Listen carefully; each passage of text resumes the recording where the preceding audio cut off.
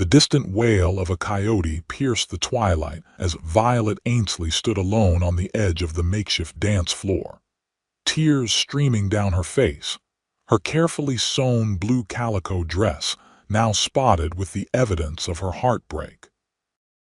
Around her, the townsfolk of Copper Creek twirled and laughed at the spring social of 1875, oblivious to her pain, or perhaps choosing to ignore the spectacle of yet another Ainsley family drama. No one approached her. No one dared. Not after what Gerald Whitman had just done, announcing his engagement to Penelope Davis in front of everyone, including Violet, who had been courting him for nearly a year. The humiliation burned hotter than the lanterns strung across the town square. Across the crowd, Colton Chase watched from beneath the brim of his worn Stetson. He'd ridden into town just 3 days prior, looking for ranch work after 2 years driving cattle from Texas to Kansas. At 30, he was tired of the endless trail, the dust, and the loneliness. Copper Creek, Colorado seemed as good a place as any to put down roots if such a thing were possible for a man with his past. "Poor Ainsley girl," muttered Tom Barlow, the livery owner who'd hired Colton temporarily. "Third time she's been jilted. Her pa's land is prime, but that temper of hers scares men off faster than a rattlesnake in a bedroll." Colton said nothing, but his eyes remained fixed on the young woman. There was something about her that pulled at him, perhaps the fierce dignity she maintained, even as tears fell freely down her cheeks. Without conscious thought, he found himself moving through the crowd toward her. Violet felt rather than saw someone approach. She stiffened, expecting more mockery or worse, pity. When she looked up into unfamiliar blue eyes, she was startled enough to momentarily forget her humiliation. "Madam," the stranger said, his voice low and gentle like he was calming a spooked horse, "seems to me a lady like yourself deserves better than to cry alone at a celebration." Before she could form a response, he had offered his handkerchief, a surprisingly clean one, and guided her gently away from the crowd's curious stares. His hand at her elbow was strong but respectful. "I don't know you," she managed, dabbing at her eyes. "Colton Chase, madam. New to town." He led her toward a quiet spot beneath a cottonwood tree. "And you're Miss Ainsley, I gather." "Violet," she said automatically, then caught herself. "How did you small town?" he said with a slight smile. "Word travels fast about the pretty daughter of the largest landowner around these parts." She bristled immediately. "If you're looking to court me for my father's land, Mr. Chase, you'd best join the line of disappointed suitors. I am no man's path to fortune." To her surprise, he laughed, a warm, genuine sound that caused several nearby dancers to glance their way. "Miss Ainsley, I've spent 12 years sleeping under the stars with nothing but my saddle for a pillow. I've got no designs on anyone's land but my own someday." His eyes, crinkled at the corners, held no deceit she could detect. "I just couldn't abide seeing a lady in distress without offering some comfort." Something in his straightforward manner disarmed her. Perhaps it was that he was a stranger, untainted by the years of gossip and history that colored every interaction in Copper Creek. "He proposed to her right in front of me," Violet found herself saying. "After promising just last Sunday he'd speak to my father this week." Colton nodded, leaning against the tree trunk. "Then he's a fool, Miss Ainsley, and you're well rid of him." "That's easy for you to say," she retorted, fresh tears threatening. "You're not the one who'll be whispered about for months. Poor Violet Ainsley can't keep a beau to save her life. They think I don't hear them." "Would you care to dance?" Colton asked suddenly. Violet stared at him. "What?" "Dance. With me. Right now." He straightened, holding out his hand. "Give them something else to whisper about." "I couldn't possibly." "You can," he said firmly. "And you should. Unless you'd rather give that Whitman fellow the satisfaction of ruining your evening completely." Violet looked toward the dance floor where Gerald was twirling his new fiancée, both of them laughing. Something hardened within her. "Very well, Mr. Chase," she said, placing her hand in his much larger one. "But I warn you, I'm not feeling particularly graceful tonight."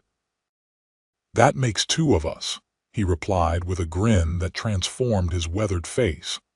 "I've danced more with campfire shadows than real women these past few years." As Colton led her back to the dance floor, Violet was acutely aware of the stares and whispers. But when he took her waist and began leading her in a somewhat rusty waltz, she found herself focusing on him instead of the crowd. He was taller than Gerald by several inches, with shoulders broadened by years of hard work. His face was tanned by the sun, with smile lines etched deeply around eyes the color of a summer sky. "Where are you from originally, Mr. Chase?" she asked, trying to distract herself from the intimacy of the dance. "Virginia, originally. Left when I was 18, right after the war ended." A shadow crossed his face. "Been moving west ever since." "And what brought you to Copper Creek?" He twirled her carefully before answering. "Heard there was good work to be had, cattle countries changing, railroads pushing closer. Thought maybe it was time to stop drifting." Violet studied him. There was more to his story, she was certain, but she recognized the look of a man who kept his secrets close. "And you?" he asked. "Have you always lived here?" "Born and raised," she replied. "My father came here in '55 before the gold rush brought the crowds, built our ranch from nothing." "You sound proud of him." "I am. He's a good man." She hesitated. "Demanding but fair." Colton nodded. The music was slowing, and with it their steps. When the final notes faded, he surprised her by keeping hold of her hand. "Miss Ainsley, would you allow me to escort you home this evening?" Violet blinked in surprise. "That's kind of you, but my father's wagon is—" "I believe your father left early. Overheard him telling the barkeep his back was troubling him again." Violet glanced around, confirming her father's absence. Charles Ainsley had indeed mentioned his back that morning, but she hadn't expected him to leave without her. "I have a horse," Colton continued. "It's not far to your ranch, is it?" 4 miles west, she said automatically, then caught herself. "Mr. Chase, this is highly improper. We've only just met, and I'm offering to see you safely home, nothing more." His voice was firm but gentle. "Unless you'd prefer to ask one of the fine gentlemen who have been watching you cry all evening." Put that way, her options seemed limited. Gerald had the family wagon, and the thought of asking for his help was unbearable. The other eligible men of Copper Creek had made themselves scarce after her public humiliation. "Very well," she said finally, "but we'll need to leave now before it gets fully dark." Colton nodded, offering his arm. As they walked away from the social, Violet was keenly aware of the curious stares following them. Her reputation, already damaged by Gerald's public rejection, would hardly be improved by leaving with a stranger. Yet somehow she found it difficult to care. His horse was a handsome sorrel gelding, well-muscled and alert. Colton checked the cinch, then turned to her with an apologetic look. "I'm afraid it's not the most ladylike way to travel in that dress." Violet gathered her skirts, eyeing the saddle. "I grew up on a ranch, Mr. Chase. I can ride."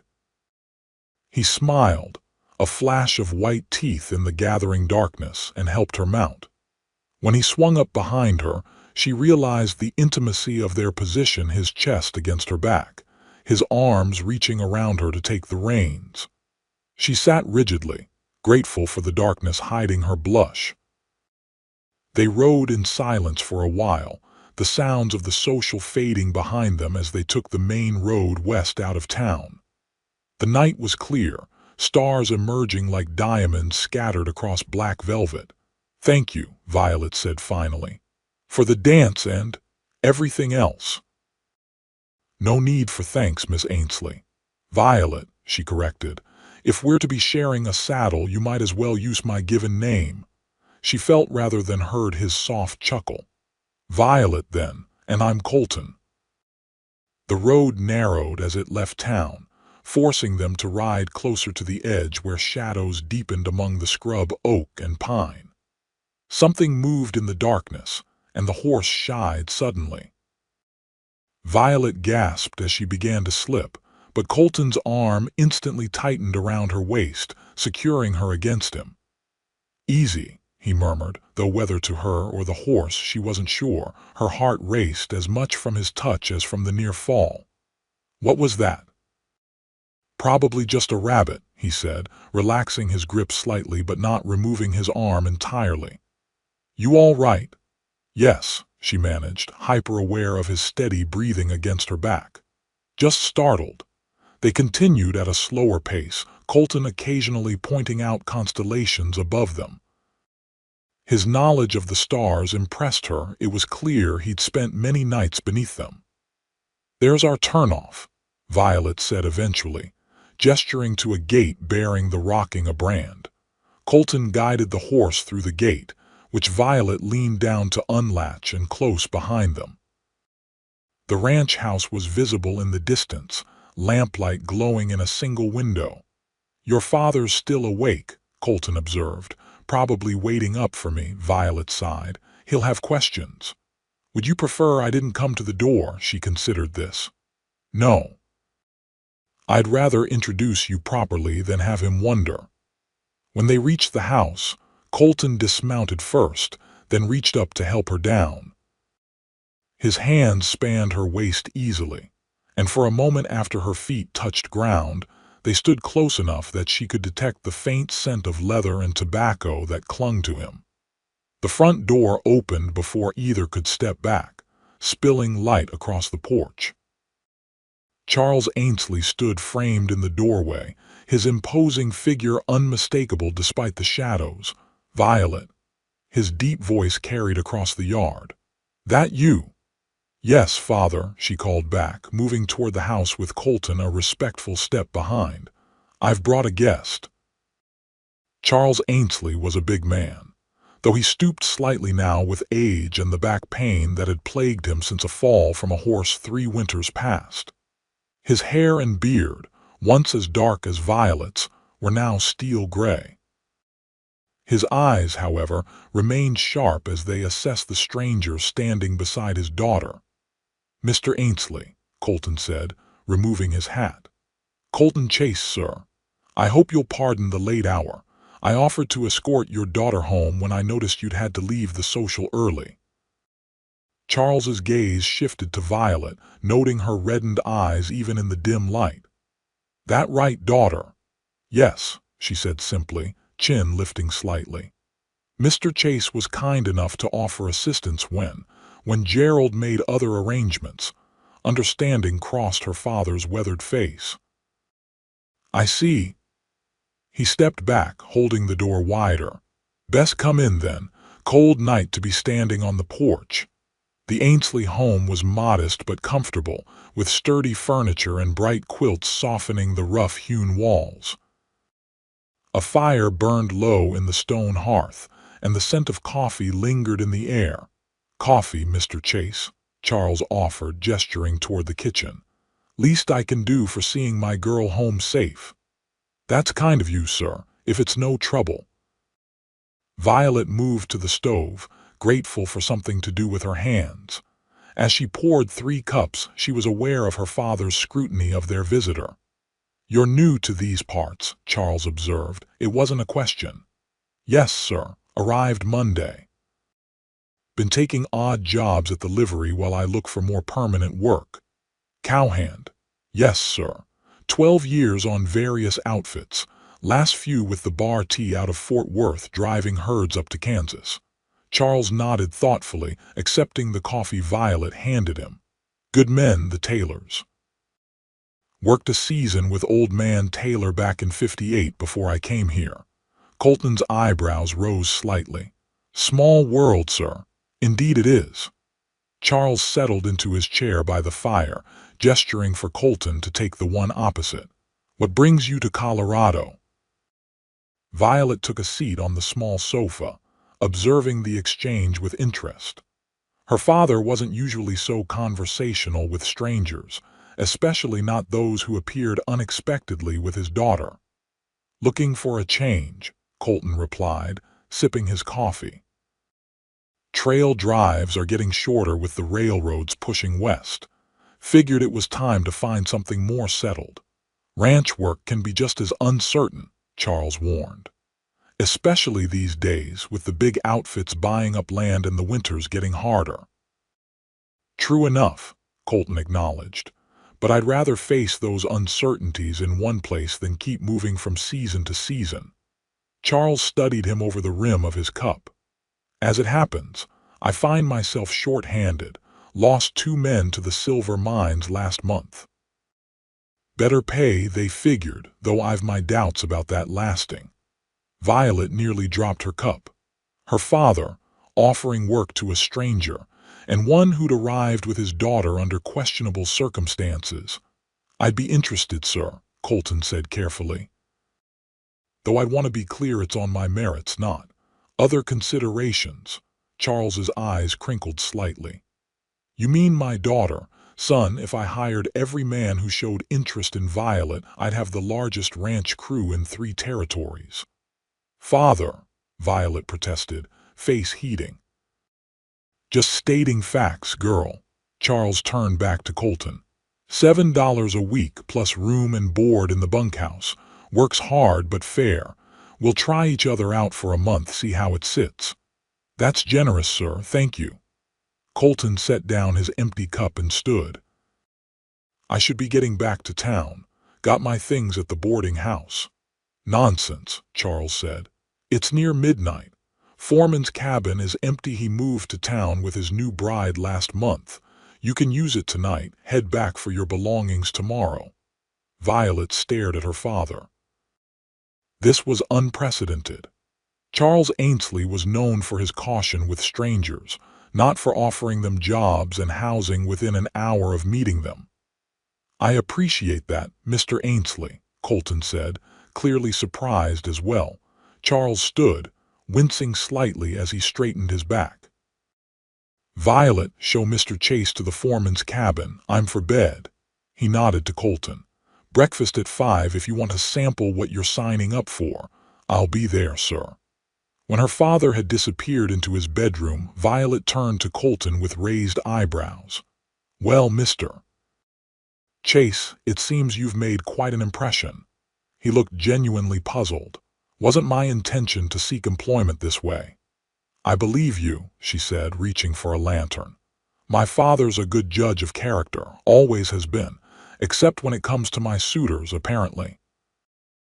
The bitterness in her voice was unmistakable, and Colton studied her face in the lamplight.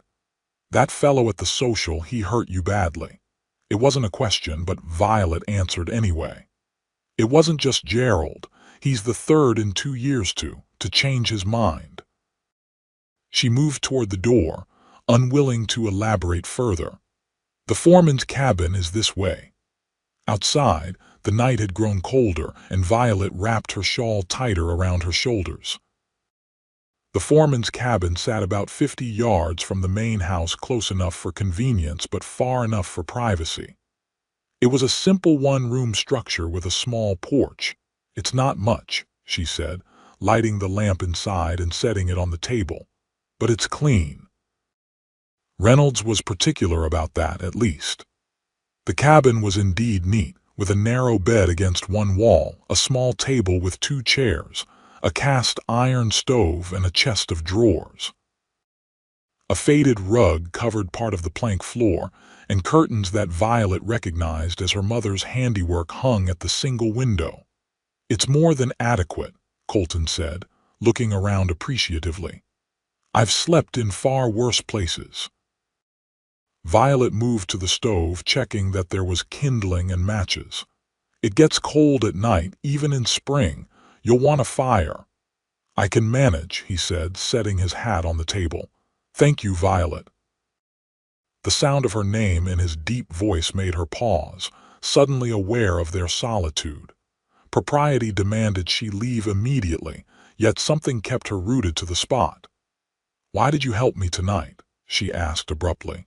"You didn't know me, had no reason to involve yourself." Colton considered her question seriously. "I've been alone a long time," he said finally.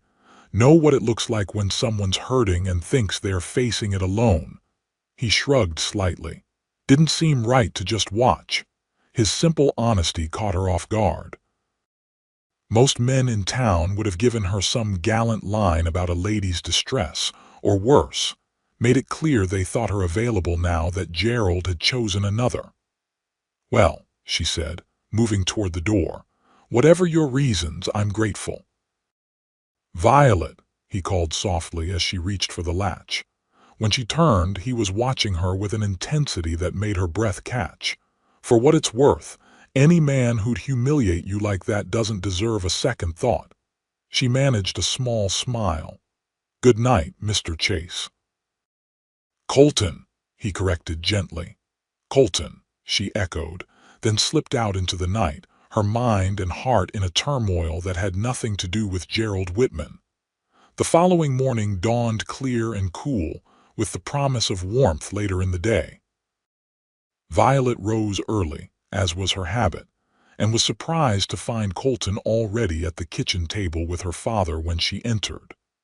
Both men had coffee cups before them, and her father was in the middle of explaining something about the spring calving. "Morning," she said, moving to the stove where she'd left dough rising overnight. "Miss Ainslie," Colton acknowledged with a nod, standing briefly as she entered.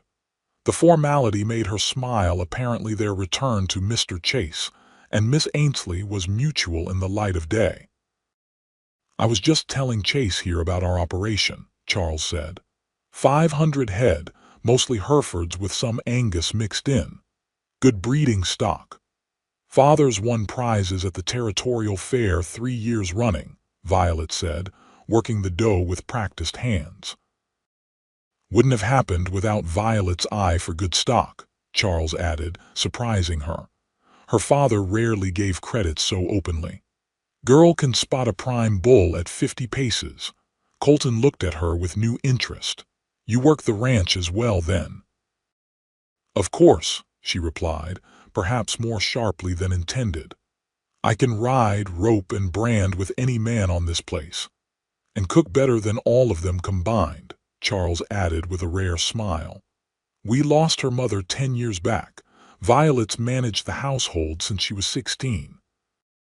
Colton nodded, watching as she efficiently shaped the dough into biscuits. "Impressive." Something in his tone made her glance up. There was no condescension in his expression, only genuine admiration. It was unsettling, coming from a man who looked like him. "The men will be in soon," she said, changing the subject. "They'll be curious about you." "I'll introduce him at breakfast," Charles said. "He's riding out with Pedro and the others to check the north pasture today, get a feel for the place." Breakfast was a lively affair, with the 6 ranch hands crowding around the large table, eyeing the newcomer with undisguised curiosity. Pedro Martinez, the most senior hand who had taken over many of the foreman's duties, seemed particularly interested in Colton's experience with different cattle breeds.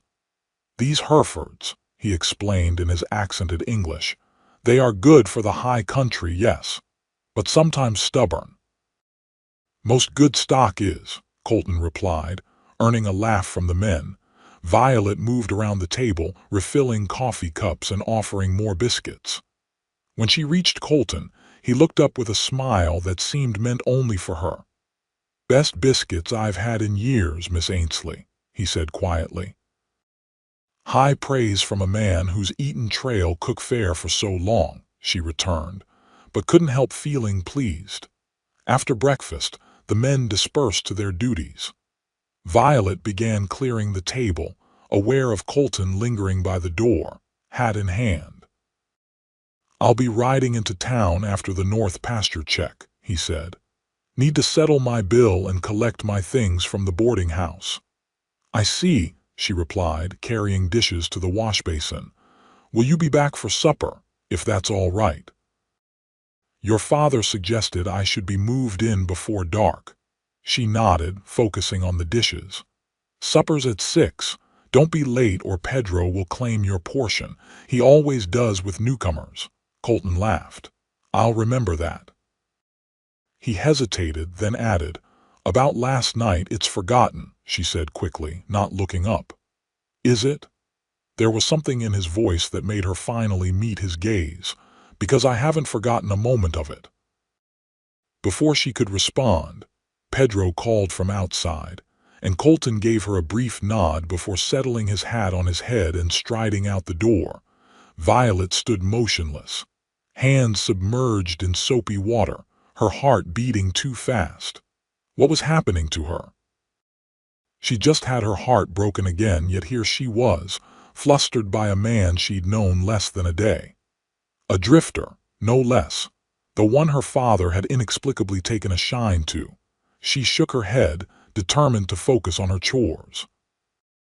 There was bread to bake, washing to do, and mending that wouldn't complete itself.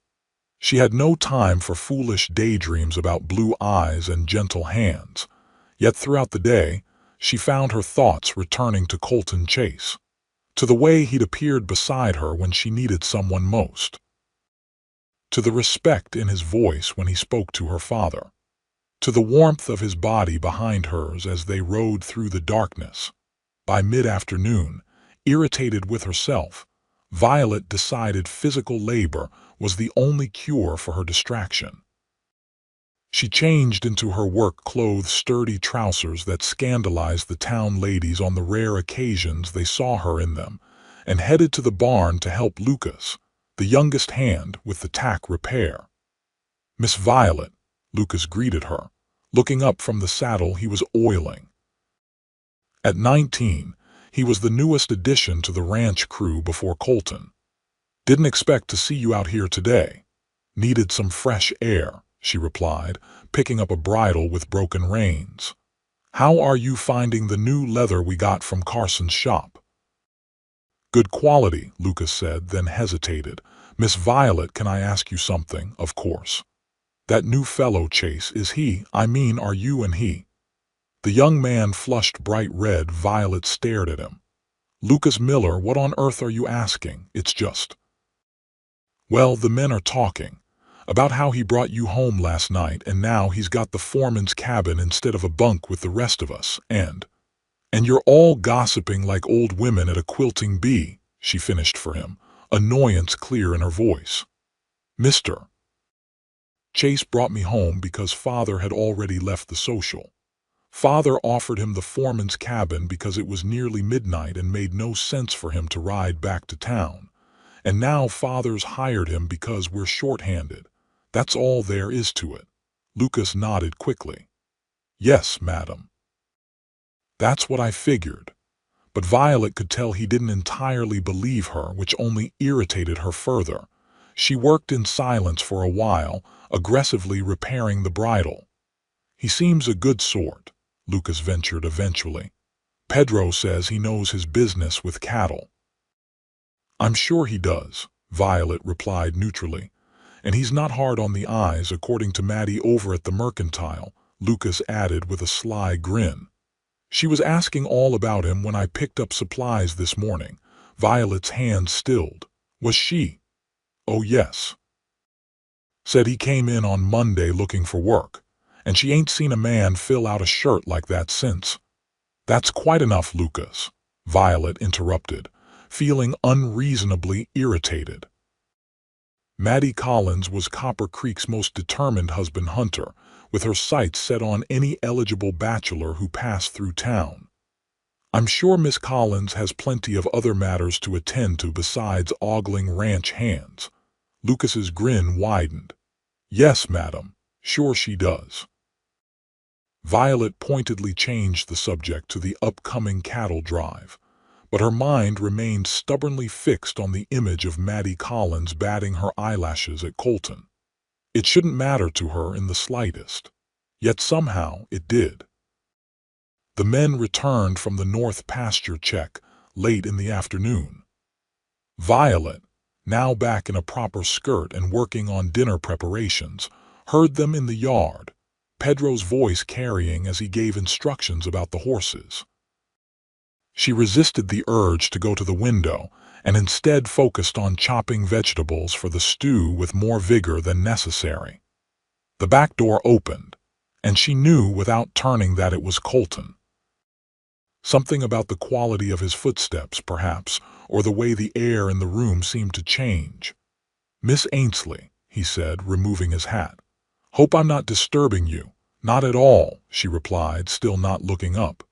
"Did you find the north pasture to your liking?" "It's good grazing land. Your father's done well with it." He moved further into the kitchen and she could feel him watching her work. "I'm heading into town now. Anything you need while I'm there." Now she did look up. He stood just inside the door, trail dust clinging to his clothes, hat in hand. Despite the day's work, he looked more energized than tired. "No, thank you," she said. "Unless, did Father give you a list? Just ask me to check if Carson's got those fence staples in yet." He hesitated. "I was thinking I might stop by the telegraph office as well. Let my former boss know where I've landed." "Of course," she nodded. "You'll want to let people know where you are. Not many to tell, truth be told." His smile held a hint of something that might have been sadness. "But Taylor's been good to me. Deserves to know I found a place." The simple statement reminded her how little she knew about this man. "Will you be back for supper?" she asked again, remembering his earlier uncertainty. "Count on it," he said, his smile warming. "Wouldn't miss your cooking for anything." After he'd gone, Violet found herself wondering about Colton Chase's past. Where was his family? Had there been a wife somewhere along his travels? What ghosts haunted the shadows she sometimes glimpsed behind his eyes? Such questions were improper, she knew. A lady didn't pry into a gentleman's personal affairs, yet she couldn't help her curiosity, especially given how quickly her father had taken to him. Charles Ainsley was not a man who trusted easily or offered friendship without cause. The rest of the afternoon passed quickly with meal preparations and household chores. As the sun began its descent toward the western mountains, Violet set the table and checked on her stew, which was simmering nicely. The ranch hands would be coming in soon, hungry after a day's work. She heard the sound of hoofbeats in the yard and moved to the window, expecting to see the men returning from their various tasks. Instead, she saw a wagon pulling up the Whitman family wagon with Gerald at the reins. Violet's stomach dropped. What was he doing here? Surely he didn't expect. No, that was impossible. Not after yesterday. She briefly considered hiding, pretending she wasn't home, but straightened her spine instead. She was Violet Ainsley, daughter of Charles Ainsley, and she would not cower in her own home because of Gerald Whitman's callousness. The knock came moments later. Taking a deep breath, Violet opened the door. Gerald stood on the porch, hat in hand, looking uncomfortable. He was handsome in a conventional way, with even features and neatly trimmed brown hair. Once, the sight of him had made her heart race. Now she felt nothing but a dull ache. "Violet," he began, "may I come in?" "I'm preparing supper," she replied coolly. "The men will be in soon. Please, just for a moment." Against her better judgment, she stepped back, allowing him entry. He moved past her into the front room, his familiar cologne bringing unwanted memories. "What do you want, Gerald?" she asked, remaining near the door. He turned to face her, his expression contrite. "I came to apologize. The way things happened yesterday, it wasn't how I intended to tell you." "You intended to tell me you were courting another woman while promising to speak to my father." The bitterness in her voice surprised even her. Gerald had the grace to look ashamed. "It wasn't like that. Not at first, Penelope and I. It happened suddenly. I didn't know how to tell you." So you decided a public announcement at the social was the kindest approach. That was Penelope's father's doing, Gerald protested. He arranged it without consulting me. I would never have hurt you like that intentionally, Violet. You must believe that. She studied him, this man she'd thought she might marry. Had she ever really known him at all? It doesn't matter now, she said finally. What's done is done. I wish you happiness with Penelope. Gerald took a step toward her. Violet, I still care for you. If things were different, but they're not, she interrupted. And I find I'm rather grateful for that fact. Something flashed in his eyes, wounded pride, perhaps. I heard you left the social with that drifter from Texas. Chase, isn't it? Moving on rather quickly, aren't you? The accusation stung, all the more because it was so unfair. Mr. Chase was kind enough to escort me home when I found myself abandoned. As for moving on, I believe you set that pace, Gerald, not I. Before he could respond, they heard the sound of horses outside. Through the window, Violet saw Colton dismounting from his sorrel, leading a pack-horse laden with his belongings. Her heart gave an unexpected leap. Gerald followed her gaze, his expression hardening. So it's true, your father's hired him. Yes, Violet said simply. You know nothing about him, Gerald said, lowering his voice. There are rumors about Chase in town, that he was involved in some trouble in Kansas, that he killed a man. Violet's eyes widened, but she quickly controlled her reaction. I don't put stock in town gossip, Gerald, neither should you. The front door opened and Colton stepped inside, stopping short when he saw Gerald. His expression remained neutral, but Violet noticed how his posture shifted slightly, becoming more alert. Mr. Whitman, he acknowledged with a nod. Chase, Gerald returned coldly. The tension in the room was palpable. Violet moved to break it. Mr. Chase, did you get everything from town? Yes, madam, Colton replied, his eyes not leaving Gerald. Carson had the fence staples. I've put them in the tool shed. Thank you, she turned to Gerald. If you'll excuse me, Mr. Whitman, I need to finish supper preparations. Gerald hesitated, clearly reluctant to leave her alone with Colton. Perhaps I could call again sometime, Violet, when you're less busy. I don't think that would be appropriate given your engagement, she replied firmly. Goodbye, Gerald. His jaw tightened, but he nodded stiffly. Good day, then. After he'd gone, Violet released a breath she hadn't realized she was holding. Colton watched her carefully. You all right? He asked quietly. Yes, she said, surprised to find it was true. Yes, I believe I am. Colton nodded, then gestured toward the door. I should get my things to the cabin. Of course. She hesitated, then added, Mr. Chase, in town did you hear any talk about yourself? His expression grew guarded. What kind of talk? Gerald mentioned rumors about trouble in Kansas. Colton was still for a long moment, his blue eyes unreadable. There was trouble, he said finally. Not of my making, but I was part of it. If you or your father want details, I won't hide anything. But I'd rather not have that conversation now, with supper waiting and the men due in. Violet nodded slowly. Later then.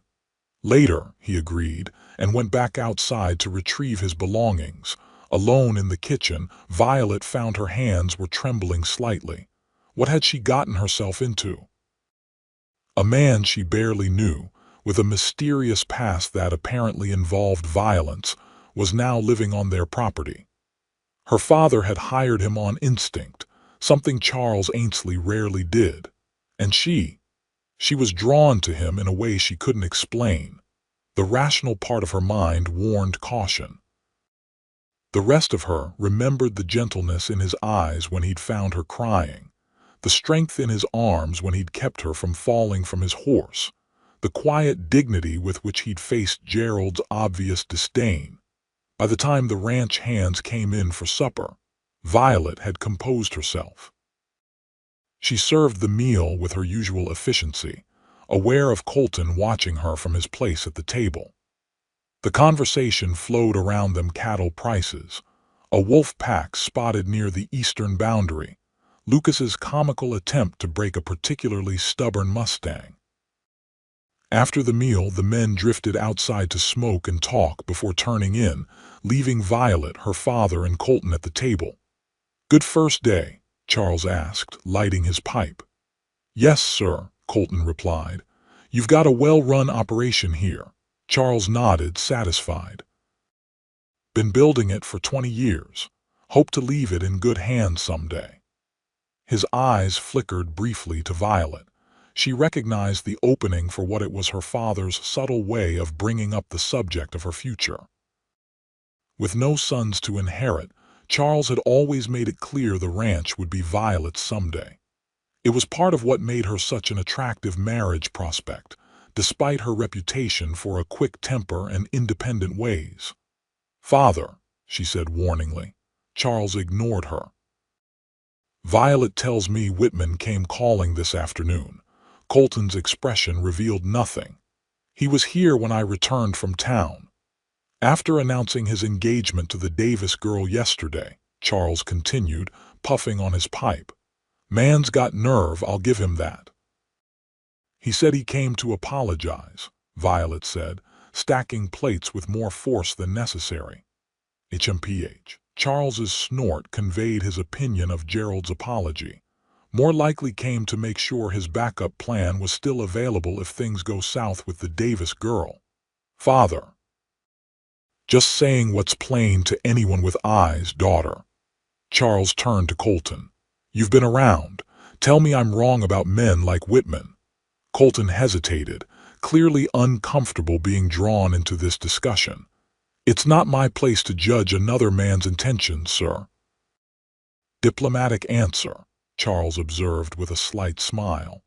"But not what you really think, I'd wager." Colton met the older man's gaze steadily.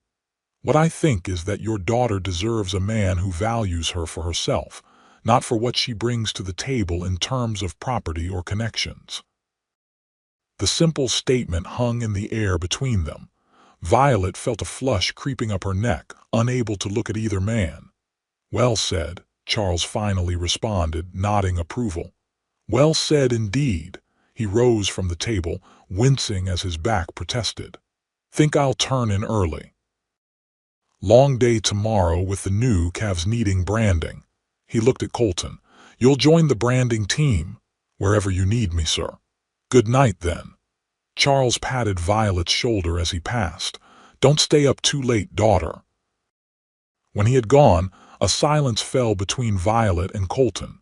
She busied herself with clearing the remaining dishes, acutely aware of his presence still at the table. "He's a good man, your father," Colton said at last. "Yes," she agreed, carrying dishes to the wash basin. "The best I know." "He thinks the world of you." Violet smiled slightly. "He's had to raise me alone since Mother died. It hasn't always been easy for him, having a daughter instead of a son to take over the ranch someday." "You seem more than capable of running things," Colton observed, rising to help her with the dishes, despite her protests. "I saw how you organized the men at supper, how they looked to you for approval. That's not something that happens by accident." She glanced at him, surprised by his perception. "Most men don't see it that way. They see a woman who should be content with homemaking and children, not cattle breeding and range management." "Most men are fools," he said simply, drying a plate she handed him.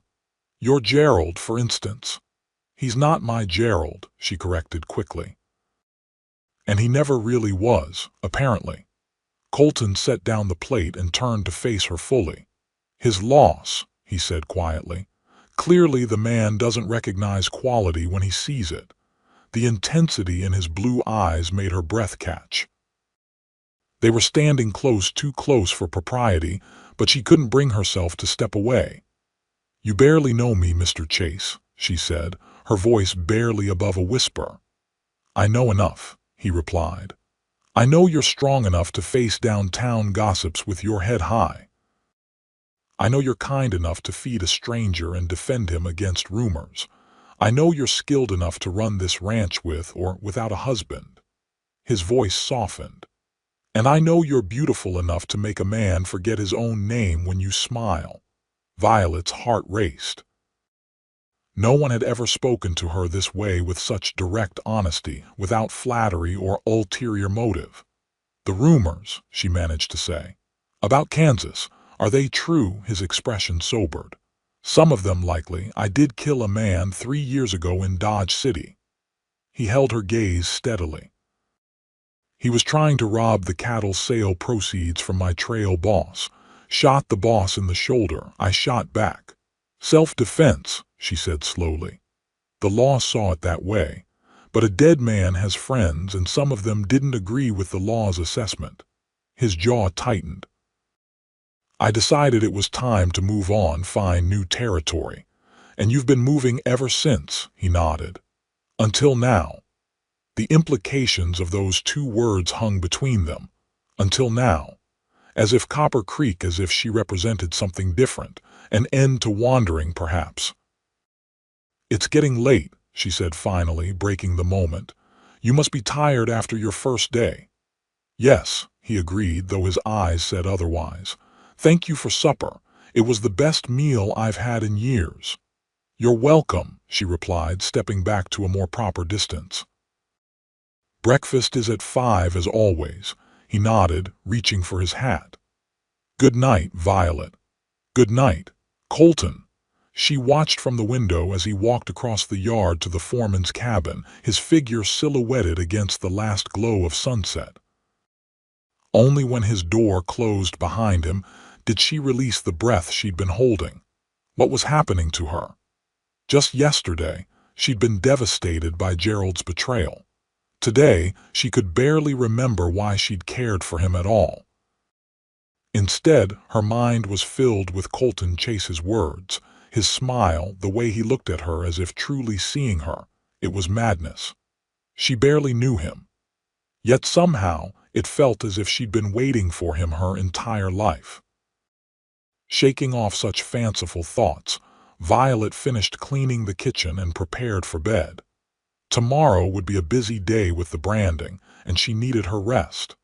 There would be time enough to sort through these confusing feelings later. But as she lay in bed that night, sleep eluded her. Instead, she found herself staring at the ceiling, wondering if Colton was comfortable in the foreman's cabin, if he was thinking of her as she was thinking of him, if this strange connection between them was as real as it felt. Outside, a coyote called to the moon, its lonely cry echoing across the rangeland. Violet turned on her side, pulling the quilt higher. She would not lose her heart so quickly again. She would be cautious, sensible. Yet even as she made this vow to herself, she knew it might already be too late. The branding began at dawn. The spring calves, wobbly-legged and bawling, were separated from their mothers and driven into a holding pen. The men worked with practiced efficiency, Pedro and Lucas roping, two others wrestling the calves to the ground, Charles supervising the application of the red-hot branding iron bearing the rocking a mark. Violet, dressed again in her practical work clothes, moved among them with water and occasional assistance. Most ranch wives and daughters would have remained in the house on branding day, but Violet had been part of this ritual since she was old enough to carry a bucket. Colton, she noticed, integrated seamlessly into the operation. He roped with skill and precision, handled the frightened calves with gentle firmness, and anticipated needs before they were voiced. By mid-morning, even Pedro, who was protective of his position as lead hand, was nodding approval at the newcomer's work. During a brief break, as the men gulped water and wiped sweat from their brows, Violet approached Colton with a fresh dipper. "You're good with the rope," she observed, handing him the water. "Thanks." He drank deeply, then returned the dipper. "Learned from some Comanche hands on my first outfit. They could rope a jackrabbit at full gallop. Show-offs," she said with a small smile. He grinned. "Maybe. But effective teachers." He glanced toward the remaining calves. You've got good stock here, strong bloodlines. Father's been selective about his breeding bulls, she agreed. We sold 3 to outfits in Wyoming last year. I can see why. He squinted against the morning sun, studying her. You know, most women I've met would rather eat dirt than be out here on branding day. I'm not most women, she replied simply. His smile deepened. No, you certainly are not. The way he said it, as if her difference was something to be admired rather than corrected, warmed her more than the spring sunshine. Miss Violet, Lucas called from the pen. Your pa needs you. She turned to see her father beckoning from the branding fire. Duty calls, she said to Colton, then hurried to her father's side. Charles was examining a young heifer calf with concern. This one's got the scours, he said, gesturing to the calf's hind end. Need you to mix up that remedy of your mother's, the one with the charcoal and ginger. I'll fetch it, she nodded, understanding the urgency. Scour's severe diarrhea could kill a calf quickly if not treated. As she hurried toward the house, she heard rapid hoofbeats on the road. Turning, she saw a rider approaching at speed. Tom Barlow from the livery, his horse lathered with sweat. Ainsley, he called, reining in hard. Charles Ainsley. Her father straightened from the calf, frowning at the urgency in Tom's voice. Here, Barlow, what's the matter? Tom dismounted in a cloud of dust, his expression grave. Fire at the Collins place, started in their barn about an hour ago. Whole east side of their property's ablaze and the wind's pushing it this way, Violet's breath caught. The Collins ranch bordered their own to the east, less than 3 miles away. If the fire was spreading, how bad? Charles demanded, already moving toward the main barn where the firefighting equipment was stored. Bad, Tom confirmed grimly. Timothy's trying to organize men from town, but they need every hand they can get. Sheriff sent me to warn the ranches in this direction. Charles turned to his men now gathered around. Pedro, you and Lucas stay with the calves. Get them moved to the west pasture away from the eastern boundary. Rest of you with me. His gaze found Colton. Chase, you've seen range fires before. Yes, sir. Fought 2 big ones in the panhandle. Good. You'll ride with me. Charles looked at Violet. Daughter, get the house ready. Wet down the roof and east side if you can reach. Bring in anything valuable from the outbuildings on that side. She nodded, already calculating what needed to be done. Range fires were a fact of life in cattle country, but that didn't make them any less terrifying. As the men rushed to prepare, Colton paused beside her. Be careful, he said quietly. If the wind shifts or the fire moves faster than expected, don't try to save buildings. Get yourself to safety. I know how to handle fire, she assured him. This isn't my first.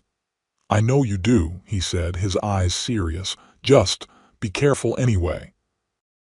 Before she could respond, he had mounted his horse and was riding hard behind her father and the others, heading east toward the rising column of smoke now visible on the horizon.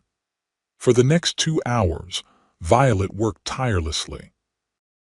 She filled buckets and barrels with water, soaked blankets, and spread them over the roofs of the most vulnerable outbuildings, and moved important documents and family heirlooms to the root cellar, which would be safest if the worst happened. Pedro and Lucas returned from moving the calves, their faces grim with the news that the fire had jumped the creek that marked the boundary between the Collins property and the Rocking A. It's moving fast, Pedro reported, helping her carry another barrel of water to the tool shed. The wind is not our friend today. Violet looked eastward where the smoke had thickened and darkened. Were her father and the others safe? Was Colton? We should clear a fire break, she decided, wiping sweat from her forehead. Between the east pasture and the main buildings. Pedro nodded approval. See, that is wise. Lucas and I will start now. They worked with picks and shovels, clearing a wide strip of earth down to bare dirt, removing anything that could burn. The smell of smoke grew stronger and ash began to drift down like gray snow. By late afternoon, Violet's arms ached and her lungs burned from the smoky air. But the firebreak was complete, a 50-foot wide band of bare earth surrounding the main ranch buildings. If the fire reached this far, it would have to jump this gap to threaten the house and barns. She was refilling water barrels when she heard horses approaching from the east. Through the haze of smoke, she made out her father's distinctive figure, followed by several others. Relief flooded through her as she counted heads and found all present, including Colton, his face blackened with soot, but otherwise unharmed. "The fire's contained at the creek line," Charles announced as he dismounted stiffly, his face showing the strain of the day's battle. "Lost about 50 acres of east pasture, but the men from town helped us dig a break that's holding. Collins wasn't so lucky, barns gone, and most of his east fields." "Anyone hurt?" Violet asked, handing out dippers of water to the exhausted men. "Burns and smoke, nothing worse," her father replied. "Collins's youngest boy got caught in the barn for a bit, but Chase here pulled him out before any real damage was done." Violet's eyes flew to Colton, who was gulping water, seemingly unaware of her scrutiny. When he lowered the dipper, she saw the angry red mark across his right forearm, a burn he hadn't mentioned. "You're hurt," she said, moving to examine it. "It's nothing," he dismissed, but didn't pull away when she gently took his arm. "It needs cleaning and salve," she insisted. "Come inside." To her surprise, he acquiesced without further protest, following her into the house while the other men collapsed in the shade of the porch, gratefully accepting more water and the bread and cheese Violet had prepared earlier. In the kitchen, she directed Colton to sit at the table while she gathered her mother's medicine box. The burn was angry-looking but not severe, a line about 6 inches long where his sleeve had caught fire. "You were lucky," she commented, gently cleaning the wound with cool water. "The boy was luckier," he replied, watching her work. "Couldn't have been more than 10, frozen with fear in that burning barn. Reminded me of my brother at that age." Violet glanced up, surprised by this first mention of his family. "You have a brother," a shadow crossed his face. "Had. He died in the war. Petersburg near the end." "I'm sorry," she said softly, applying salve to the burn. "Long time ago now." His voice was matter-of-fact, but she sensed the old pain beneath it. "Was he older or younger?" "Younger. By 2 years." A faint smile touched his lips. "Wild as they come. Always in some scrape or other. I spent half my childhood pulling him out of trouble. Like pulling boys from burning barns," she suggested gently. His eyes met hers, something vulnerable in their blue depths. "Maybe so." She finished bandaging his arm in silence, aware of how intimate this moment felt, his arm under her hands, his face close enough that she could see the flecks of darker blue in his eyes, the fine lines at their corners. "Thank you," he said when she was done, but made no move to rise. "You're welcome." She began repacking the medicine box, needing something to do with her hands. "It was brave what you did." He shrugged his good shoulder. "Anyone would have done the same." "Not anyone," she disagreed. "Father says Collins's own hands wouldn't go in after the boy. Fear does strange things to people." He flexed his injured arm carefully. "Some freeze, some run. Can't really blame a man for either." "And some run into burning buildings," she observed, meeting his gaze. Something passed between them, then an understanding, a recognition. Before either could speak, the kitchen door opened and Charles entered, looking exhausted but relieved. "Sheriff just rode by," he announced. "Fire's officially contained. Might smolder for days, but the danger's past." "That's wonderful news," Violet said, rising. "You should rest, Father." I'll bring food to you and the men." Charles nodded gratefully, then noticed Colton's bandaged arm.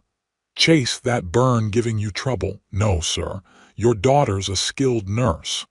"That she is," Charles agreed. "Her mother taught her well."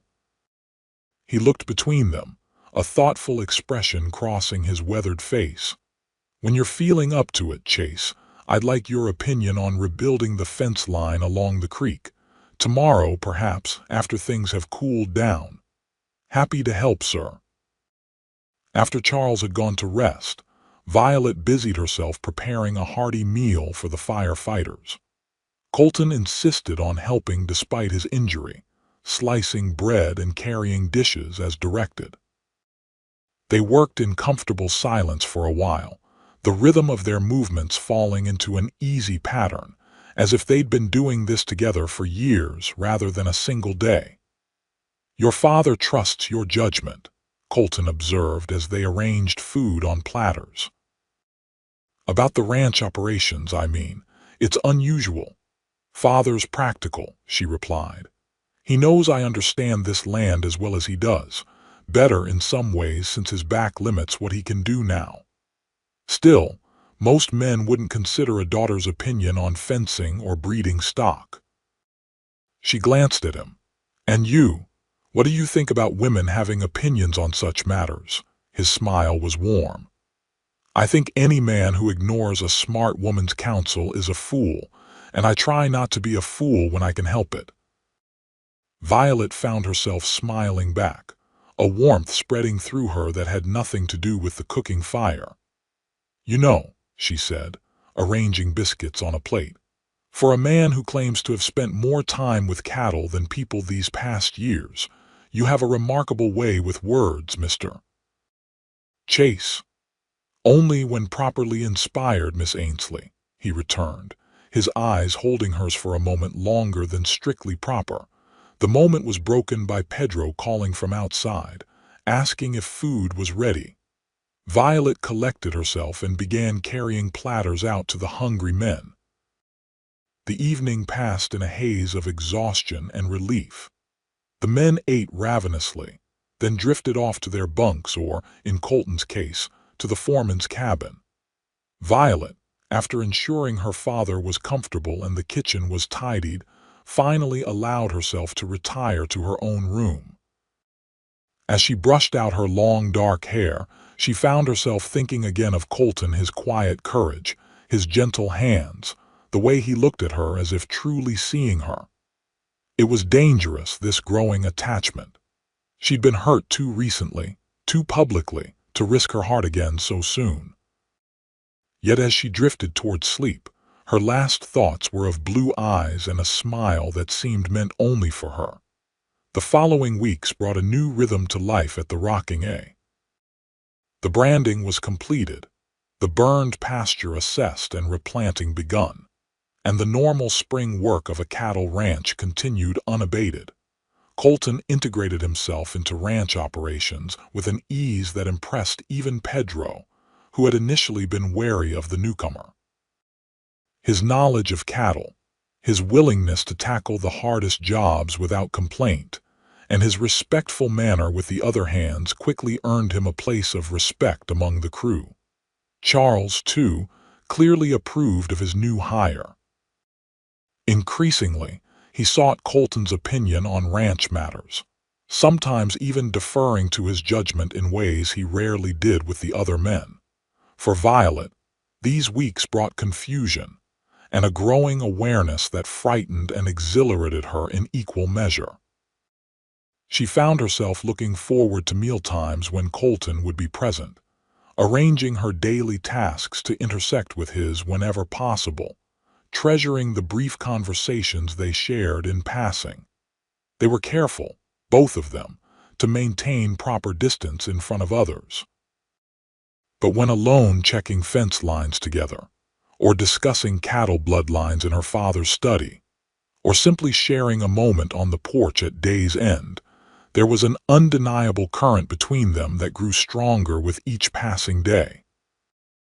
It was during one such evening, nearly 3 weeks after the fire, that Violet found herself alone with Colton on the porch. Her father had retired early with his aching back, and the ranch hands were in town for their monthly night of recreation. The twilight was soft and golden, the air warm with the promise of summer. "You're quiet tonight," Colton observed, leaning against the porch railing opposite her chair. "Just thinking," she replied, her hands idle in her lap for once. "About," she hesitated, then decided on honesty. "About how different things feel from a month ago, before the social, before." She trailed off, not needing to complete the thought. "Before Gerald," he supplied. "Before me." "Yes," she met his gaze steadily. "Everything's changed so quickly. Do you regret it?" His voice was careful, neutral. "No," she said without hesitation. "That's what's strange. I thought I would. I thought I'd mourn what Gerald and I might have had. But now I can barely remember why I thought we suited." Colton nodded slowly. "Sometimes we want things because they seem right on the surface, not because they're right in truth." "And what's right in truth, Mr. Chase?" she asked softly. "For you, I mean." He was silent for a long moment, his eyes never leaving hers. "I've been running a long time, Violet. From the war, from my brother's death, from what happened in Dodge City. Always moving, never staying long enough to put down roots. And now I find myself thinking about tomorrow and next month and next year, here." His voice dropped lower. "With you." Her heart raced at the simple declaration. "Colton, I know it's too soon," he interrupted gently. "You're still healing from betrayal. I'm still proving myself to your father, to this place. I'm not asking for promises or commitments, just permission to hope." Violet stood, moving to the railing beside him, close enough that their arms nearly touched. "What if I told you I'm finding it difficult to remember a time before you were here?"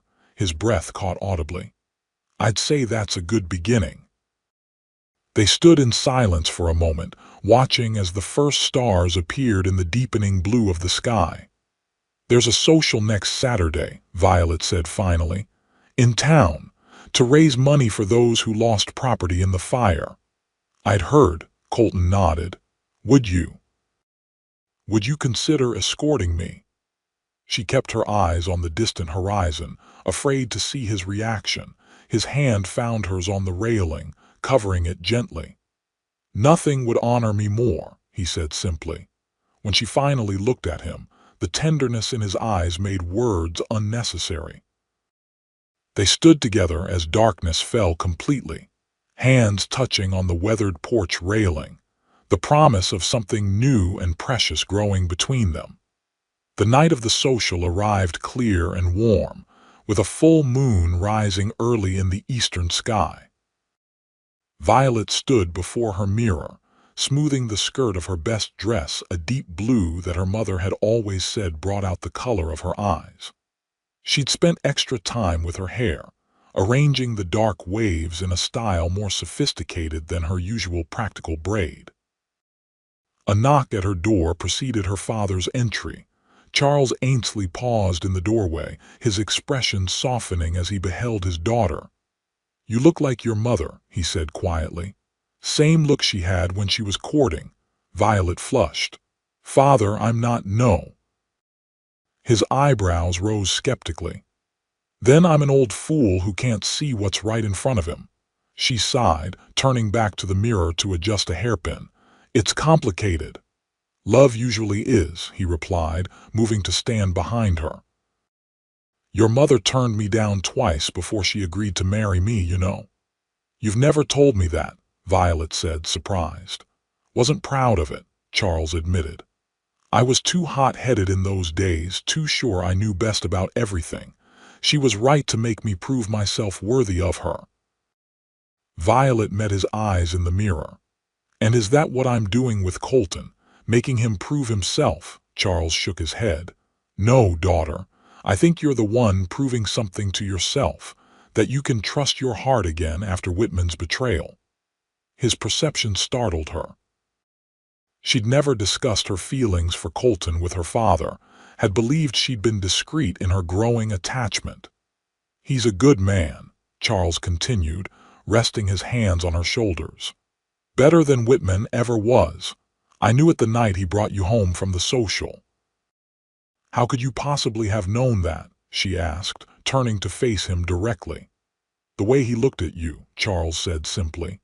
"Like a man who's found something precious and unexpected, something he'd protect with his life if necessary." He smiled slightly.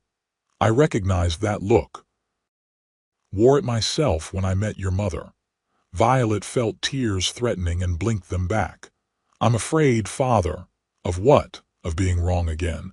Of trusting too quickly, too completely." Charles squeezed her shoulders gently. "That's the risk of loving, Violet. But from what I've seen of Chase these past weeks, he's a man who keeps his word. A man who faces danger rather than running from it. Those aren't qualities that change overnight." A sound from the yard drew their attention, the clip-clop of a horse's hooves.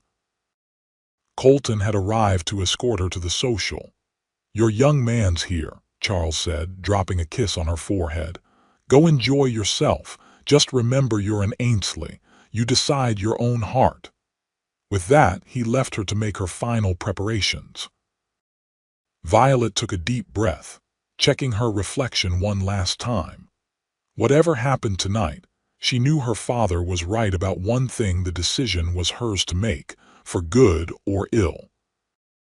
When she emerged onto the porch, Colton was waiting, hat in hand, dressed in what were clearly his best clothes: a dark coat, clean shirt, and polished boots. He'd trimmed his hair and beard, and as she descended the steps, the look in his eyes was exactly as her father had described a man beholding something precious. "You're beautiful," he said simply, offering his arm. "Thank you," she replied, feeling suddenly shy. "You look very handsome yourself." Charles appeared in the doorway. "Have her home at a reasonable hour, Chase." "Yes, sir," Colton nodded respectfully. "You're not attending?" "Too old for dancing," Charles replied. "Besides, someone needs to keep an eye on things here. Pedro and the boys will all be in town tonight." After bidding her father goodbye, Violet allowed Colton to help her into the buckboard he'd borrowed for the occasion. The drive to town was pleasant, filled with easy conversation about ranch matters and gentle teasing about their expectations for the evening. "Fair warning," Violet said as they approached the outskirts of Copper Creek, "people will talk." "Let them," Colton replied with a shrug. "Unless, would you prefer I kept my distance at the social for propriety's sake?" She considered this, then shook her head firmly. "No. I'm tired of worrying what others think. Besides," she added with a small smile, "I'd hate to deprive Maddie Collins of the opportunity to glare daggers at me all evening." Colton laughed. "Miss Collins has made her interest rather obvious, hasn't she?" "Obvious?" Violet arched an eyebrow.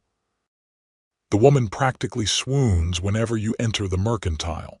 Lucas says she's been asking questions about you for weeks." "Well, she'll have her answer tonight," he said, his eyes warm on hers. "I'm spoken for if the lady in question will have me." The simple declaration made Violet's heart skip. Before she could respond, they had arrived at the town hall, where lanterns illuminated the crowd already gathering for the social. The event was well attended, with nearly everyone in Copper Creek and the surrounding ranches present. The hall had been decorated with spring flowers and colorful bunting, and a small band played lively tunes in one corner. Tables laden with food and drink lined one wall, while the center of the room had been cleared for dancing. As Colton helped Violet from the buckboard, she was acutely aware of curious eyes upon them. Word of Gerald's public jilting had spread far and wide, as had rumors of the handsome stranger now working at the Rocking A. Their arrival together would certainly set tongues wagging. "Ready?" Colton asked quietly, offering his arm.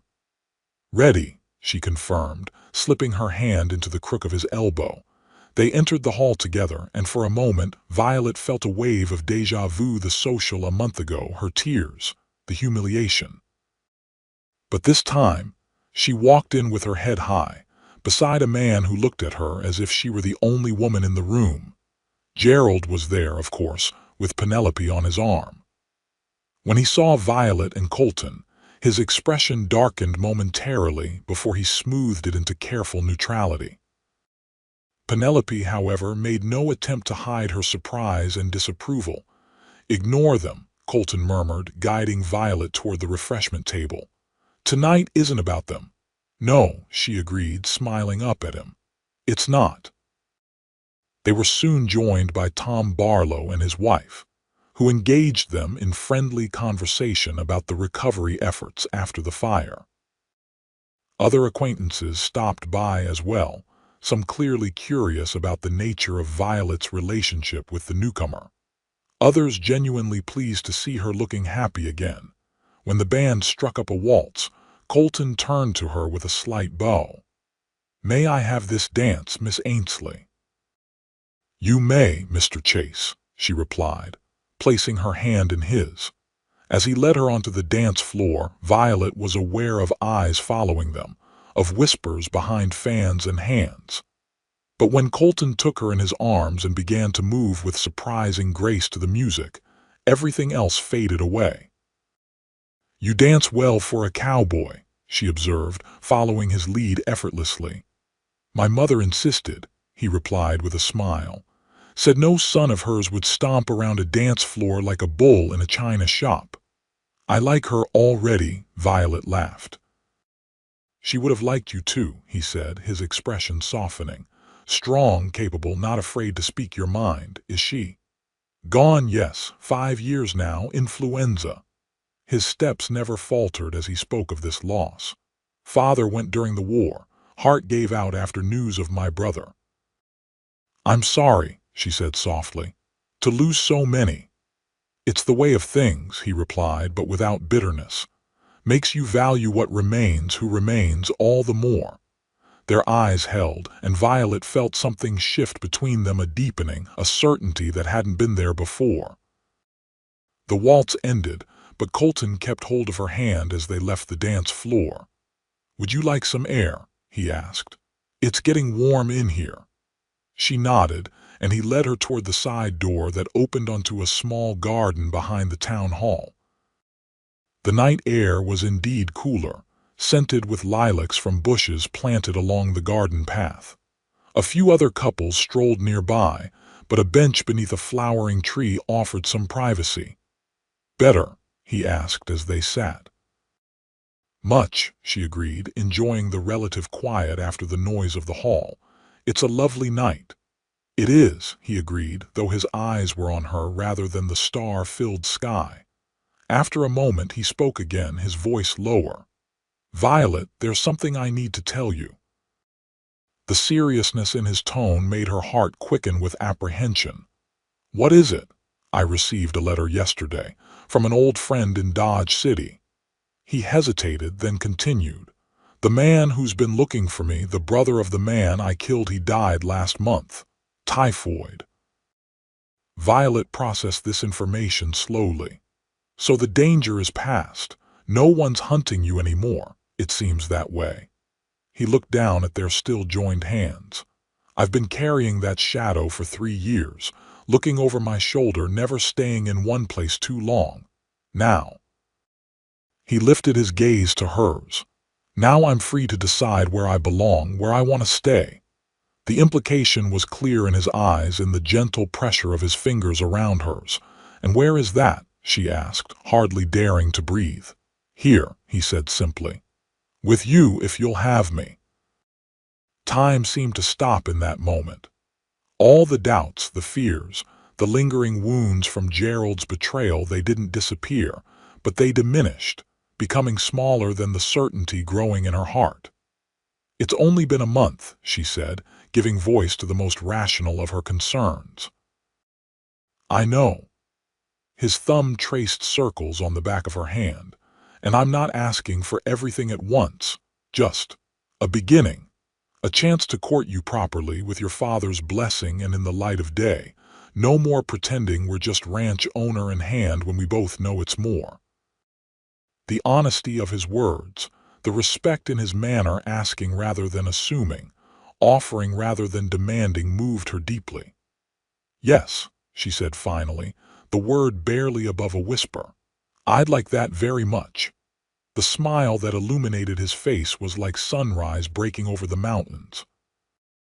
For a moment, she thought he might kiss her, there in the garden with the lilacs scenting the air and the stars witnessing above. But he was too mindful of propriety, too respectful of her reputation, to take such a liberty in a public place. Instead, he lifted her hand to his lips, pressing a gentle kiss to her knuckles. "Thank you," he said simply. They remained in the garden a while longer, talking of small things and large, his hopes for the future, her dreams for the ranch, the life they might build together if all went well. When they finally returned to the hall, Violet felt as though something fundamental had shifted within her, within them both. The remainder of the evening passed in a pleasant blur. They danced again, spoke with friends and neighbors, and even exchanged civil nods with Gerald and Penelope when their paths crossed. Maddie Collins did indeed glare from across the room, but Violet found she could only feel sympathy for the other woman. Maddie couldn't know what she had missed, the depth and quality of the man, whose arm Violet now held with quiet pride. As the social wound down, and they began the drive back to the rocking A comfortable silence fell between them. The night was beautiful, the road silver in the moonlight, and Violet felt a contentment she hadn't experienced in longer than she could remember. "I'll speak to your father tomorrow," Colton said as they approached the ranch, "about courting you formally." "He already knows," Violet replied with a small smile. "He all but gave his blessing before we left this evening." Colton glanced at her in surprise. "Did he now?" "Mm, said he recognized the way you look at me." She turned slightly to face him on the seat. "How do you look at me, Colton Chase?" Even in the moonlight, she could see color rise in his face. "Like a man who's found something he thought existed only in dreams," he admitted. "Like a man who can't quite believe his good fortune." Her heart swelled at his words.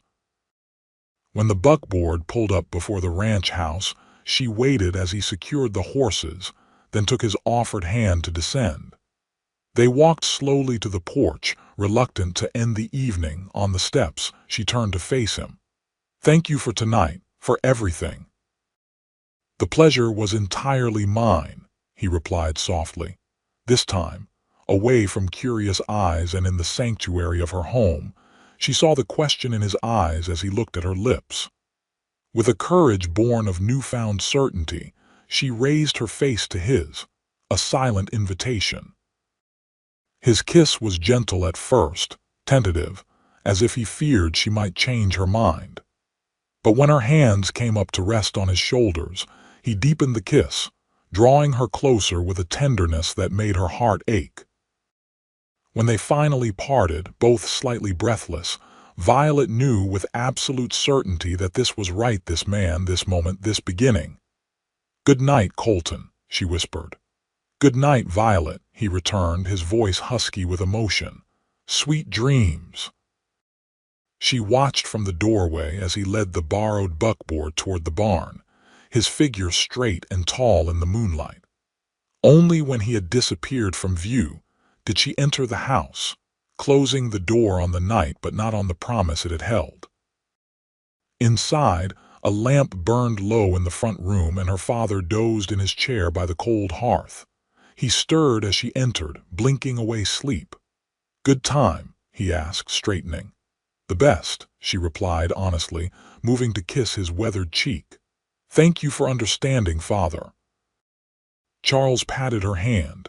"Nothing to understand, girl. A father wants his daughter happy. Chase makes you happy. Simple as that." As Violet prepared for bed that night, she reflected on her father's words. Simple as that. Perhaps love could be simple after all when it was right. Not without challenges or growth, but fundamentally uncomplicated in its certainty.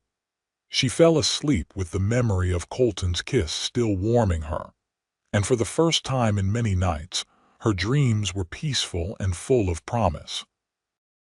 The courtship of Violet Ainsley and Colton Chase progressed with a naturalness that surprised even them. In the weeks that followed the social, they settled into a rhythm that balanced propriety with their growing attachment. Charles insisted that Colton continue his duties as a ranch hand during the day, no special treatment just because you're courting my daughter. He declared but welcomed him to supper most evenings, and granted permission for Sunday afternoon rides and occasional trips to town together. The people of Copper Creek adjusted quickly to the new arrangement. There were some raised eyebrows at the speed with which Violet had apparently transferred her affections from Gerald to the newcomer, but these diminished as it became clear that this courtship was different, more measured, more genuine, marked by mutual respect rather than mere convenience. Gerald and Penelope married in a small ceremony at her parents' home. Violet sent a polite note of congratulations, but did not attend. When they departed for Denver, where Gerald had secured a position with Penelope's uncle's banking firm, Violet found she felt nothing but relief and a vague sense of having narrowly escaped a fate that would have made her deeply unhappy. By midsummer, the burned pasture at the eastern boundary had begun to recover, green shoots pushing through the blackened earth. The Collins family had rebuilt their barn with the help of neighbors, including the men of the Rocking A. Life had returned to its normal rhythms, with cattle to tend, crops to harvest, and the everyday business of the ranch to manage. Yet for Violet and Colton, nothing was quite the same as before. Each day brought new discoveries, his unexpected knowledge of poetry, learned from a dog-eared volume carried in his saddlebags for years. Her talent for sketching, revealed when he found her drawing the mountains at sunset. Their shared love of thunderstorms, which they watched from the safety of the porch, counting seconds between lightning and thunder like children. It was during one such storm in late July that Colton finally spoke of their future in concrete terms. They sat on the porch swing, watching as lightning illuminated the distant peaks and thunder rolled across the valley. Charles had retired early, leaving them alone with the tempest. "I've been thinking," Colton said during a lull in the thunder, his voice nearly lost in the sound of rain pounding on the roof. "A dangerous pastime," Violet teased, nestled against his side with his arm around her shoulders. He smiled, but his eyes remained serious. "About us." "About what comes next," her heart quickened. "And what does come next in your thinking? Marriage," he said simply. "A life together. Here on the Rocking A if your father approves, or elsewhere if that's what you prefer." Though they had spoken around this subject before, hinted at it in 100 small ways, the direct statement still took her breath away. "Are you proposing, Colton Chase?" she asked, pulling back slightly to see his face better in the lamplight spilling from the window. "Not quite yet," he replied, his hand finding hers. "There are things to arrange first. I want to do this right, Violet. I want to be a partner to you in every sense, not just a hired hand who married the boss's daughter." She understood immediately. "You're worried about what people will say. That you married me for the ranch." "Not worried about what they'll say," he corrected. "Worried about what you might come to believe, years from now, if I don't establish myself properly first." Violet considered this. It was true that Colton had arrived with little more than his horse and saddle, while she stood to inherit one of the largest ranches in the county. The imbalance didn't trouble her. She knew his character too well by now to doubt his motives, but she appreciated his concern for her future peace of mind. "What do you propose then?" she asked. "Your father mentioned that the Jacobson place is for sale. The small spread that borders your north pasture." His eyes were intent on hers. "It's not much, 100 acres, a small cabin, some decent grazing land, but it's a start, something of my own to bring to our marriage." "You've discussed this with father," Colton nodded. "Last week. He thinks it's a sound investment. The price is fair, and the land could eventually be joined with the Rockinga to expand your herd." "Our herd," she corrected automatically, then smiled at the implication. "So you've been planning this for some time." "Since the night of the social," he admitted. "I've been saving most of my wages. It's not enough for the full purchase yet, but your father offered to hold the note for the remainder if I can make a substantial down payment." Violet was touched by the careful thought he'd given this, by his determination to come to their marriage as an equal. "The Jacobson place has good water," she observed, "and that stand of pine on the north ridge would provide building logs if you wanted to expand the cabin someday." "If we wanted to," he corrected gently. "It would be our decision, Violet, our home if you choose it." She looked at him in the flickering light, this man who had found her crying at a social and changed the course of her life. In his eyes, she saw everything she'd ever wanted but hadn't known to name: respect, partnership, a love that strengthened rather than diminished her. "When?" she asked simply. His smile was slow and sweet. "I can have the down payment by September. We could marry before winter sets in if that suits you." "It suits me very well," she replied, lifting her face for his kiss as thunder crashed overhead and rain drummed a joyful rhythm on the roof. The following weeks were filled with planning and preparation. Colton rode to the Jacobson place almost daily, assessing what repairs were needed, planning improvements, and learning the particulars of the land. Violet divided her time between her usual ranch duties and beginning to collect the household items they would need for their new home. Charles watched their preparations with approval, offering advice when asked, but mostly allowing them to make their own decisions.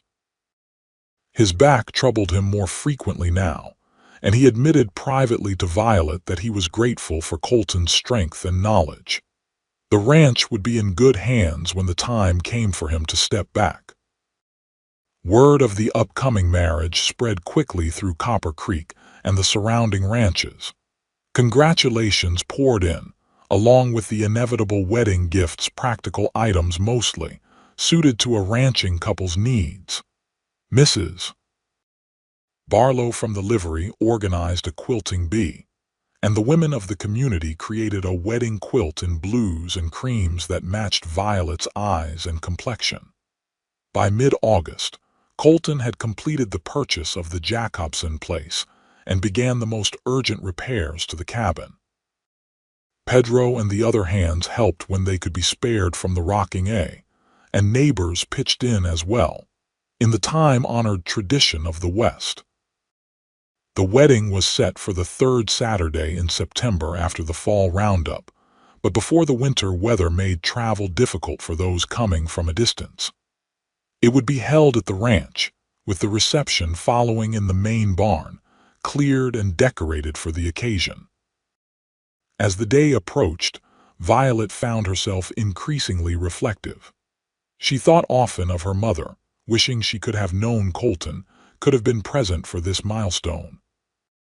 She wore her mother's pearls during the final fitting of her wedding dress, a simple but elegant creation of ivory silk that Mrs. Peterson, the town's seamstress, had labored over for weeks. "You look beautiful, daughter," Charles said when she modeled the completed dress for him in the privacy of their home. "Your mother would be proud."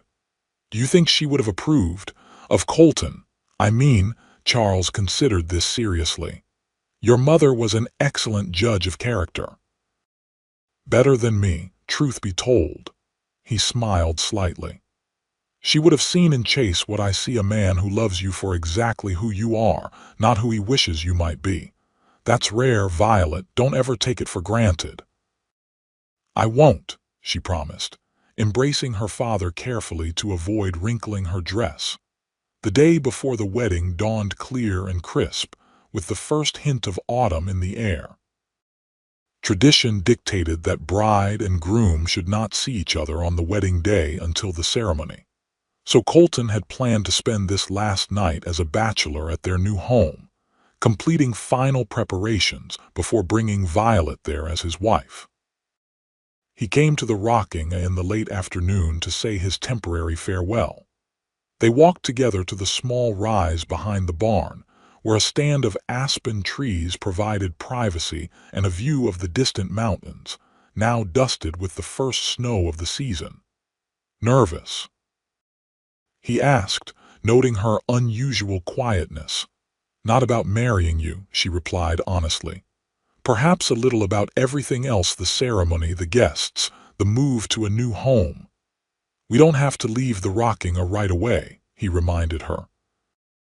"Your father has made it clear we're welcome to stay until spring if you prefer." Violet shook her head. "No, I want us to begin as we mean to go on in our own home, making our own way." She smiled up at him.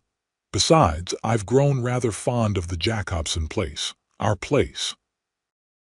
"It won't be as comfortable as you're used to," he warned, not for the first time. "The cabin is small and winter comes early at that elevation. I'm not afraid of hard work or simple living, Colton Chase. You should know that by now." He smiled, pulling her into his arms. "I do know it. It's one of the many reasons I love you." She rested her head against his chest, listening to the steady beat of his heart. "This time tomorrow we'll be married." "Yes," he agreed, his voice deepening. "Husband and wife." The words sent a shiver of anticipation through her. They had been careful during their courtship, mindful of her reputation and their own principles. Kisses and embraces, yes, but always within the bounds of propriety. Tomorrow, everything would change. As if reading her thoughts, Colton tightened his arms around her. "I should go," he said reluctantly. "There's still much to do at the cabin, and if I stay much longer, your father might reconsider his blessing." Violet laughed, stepping back slightly but keeping hold of his hands. "One more day, Colton Chase, just one more day." "The longest of my life, I expect," he replied with a rueful smile. They walked back to the house hand in hand, savoring these last moments of their courtship. At the porch steps, he kissed her tenderly, then more deeply, a promise of things to come. "Until tomorrow, Miss Ainsley," he said as he finally released her. "Until tomorrow, Mr. Chase," she replied, watching as he mounted his horse and rode toward their future home, his figure straight and proud against the setting sun. That night, as Violet laid out her wedding clothes and completed the last of her packing, a profound sense of peace settled over her. Whatever challenges lay ahead, and there would be many, she knew they would face them together, as partners and equals. She thought briefly of the social where they had met, of the tears she had shed over Gerald Whitman's betrayal. What had seemed like an ending had proven to be a beginning, instead the first step on a path that had led her here, to the eve of a marriage founded on genuine love and mutual respect. With this comforting thought, she blew out her lamp and settled into her bed for the last time as Violet Ainsley.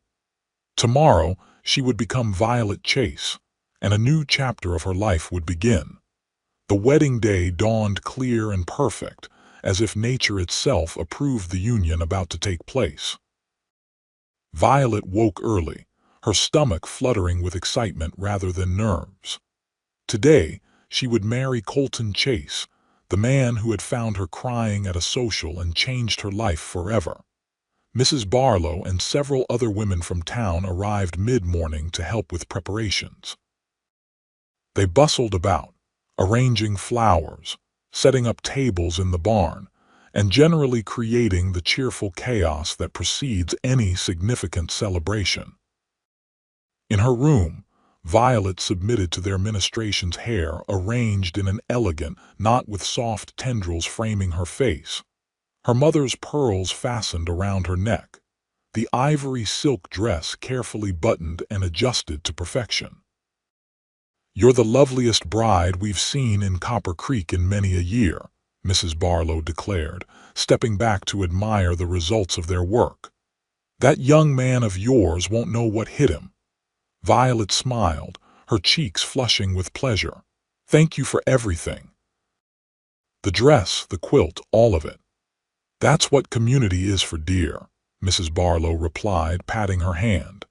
"Now, I believe your father is waiting to see you before the guests arrive." Charles Ainsley stood by the window in the front room, dressed in his best suit, his gray hair neatly combed. When he turned and saw his daughter in her bridal finery, emotion flooded his weathered face. "Violet," he said, his voice rough with feeling, "you're the image of your mother on our wedding day." "Oh, Father," she said, crossing to embrace him carefully. "I wish she could be here." "She is, in a way," he replied, clearing his throat. "In you, in this day, in the love you found." He took her hands in his. "I want you to have something." From his pocket, he withdrew a small leather pouch.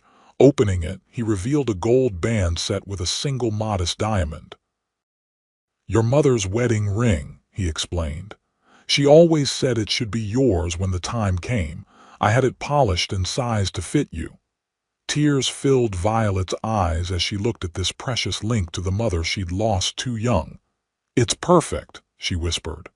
"But Colton has already purchased a ring." "I spoke to him last week," Charles said with a small smile. "He agreed you should have this one instead. Said it was fitting that you carry a piece of your mother with you into your new life." This consideration, this sensitivity to family ties and traditions, was so characteristic of Colton that fresh tears threatened. "He's a good man, isn't he, Father?" "The best I know," Charles confirmed, echoing her own words from months before. "Now dry those eyes. Your groom will be here soon, and we can't have him thinking you're having second thoughts." Violet laughed, dabbing at her eyes with the handkerchief her father offered. "Not a chance of that. I've never been more certain of anything in my life." By early afternoon, the ranch yard was filled with buggies and wagons as guests arrived from town and neighboring ranches. The ceremony would take place beneath an arbor the men had constructed near the aspen grove, with chairs arranged in rows facing the mountains. Inside the barn, long tables had been set up for the feast to follow, decorated with wildflowers and ribbons in Violet's favorite blue.